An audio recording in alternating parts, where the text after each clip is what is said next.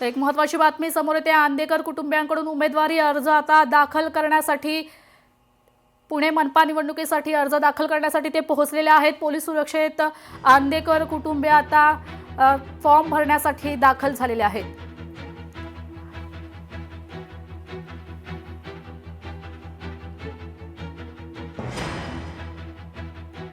आपले प्रतिनिधी अमोल धर्माधिकारी आपल्यासोबत थेट तिथून जोडले गेलेले आहेत। अमोल, आपण पाहतोय आंदेकर कुटुंबीय आता अर्ज दाखल करण्यासाठी पुणे मनपा निवडणुकीसाठी अर्ज दाखल करण्यासाठी आता गेलेले आहेत। काय अधिकची माहिती? काही वेळापूर्वीच लक्ष्मी आंदेकर आणि सोनाली आंदेकर हे उमेदवारी अर्ज भरण्यासाठी भवानी पेठ क्षेत्रीय कार्यालयामध्ये पोहोचलेले आहेत। बंडू आंदेकर जो आंदेकर टोळीचा प्रमुख आहे तो मात्र अजून या ठिकाणी आलेला नाहीये। या दोघींचा अर्ज भरून झाल्यानंतर बंडू आंदेकरला या ठिकाणी आणण्यात येईल असं पोलिसांकडून सांगण्यात आलेलं आहे।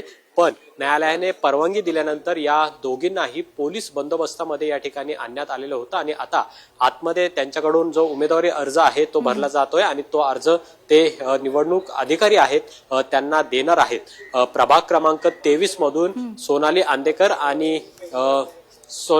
लक्ष्मी आंदेकर या उमेदवारी अर्ज भरतील आणि तिथून त्या निवडणूक लढवतील। मात्र कोणत्या पक्षाकडून ते उमेदवारी अर्ज भरणार आहेत हे अद्यापही समोर आलेलं नाहीये, पण अपक्ष सुद्धा ते लढू शकतात। दुसरीकडे बंडू आंदेकर प्रभाग क्रमांक 22 मधून त्याला निवडणूक लढवायची आहे, तो सुद्धा आता उमेदवारी अर्ज भरणार आहे।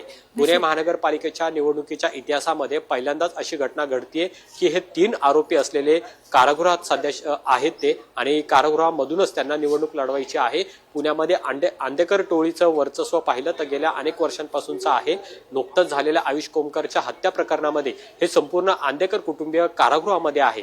लक्ष्मी आंदेकर आणि सोनाली आंदेकर या सध्या कोल्हापूरच्या कारागृहामध्ये आहेत, तिथून त्यांना या ठिकाणी आणण्यात आलेले आहे। तर बंडू आंदेकर हा याआधी धुळ्याच्या कारागृहामध्ये त्यांना ठेवण्यात आलेलं होतं, पण पुण्यातल्या आणखी एका गुन्ह्यामध्ये त्यावेळेस त्याला पुण्यात अटक करण्यात आलेली आहे आणि सध्या तो पुणे पोलिसांच्या ताब्यात होता आणि त्यामुळे तो सुद्धा आता थोड्या वेळामध्ये या ठिकाणी अर्ज भरायला येणार आहे। खरं तर आता त्यांना कोणत्या पक्षाकडून एबी फॉर्म दिला जातो का ते अपक्ष लढतात हे सुद्धा पाहणं महत्त्वाचं आहे। निश्चितच अमोल, आपले या बातमीवर लक्ष असेलच। मात्र धन्यवाद तुम्ही दिलेल्या सविस्तर माहिती करता। लोकशाही मराठी ऐका, पहा, जागरूक रहा।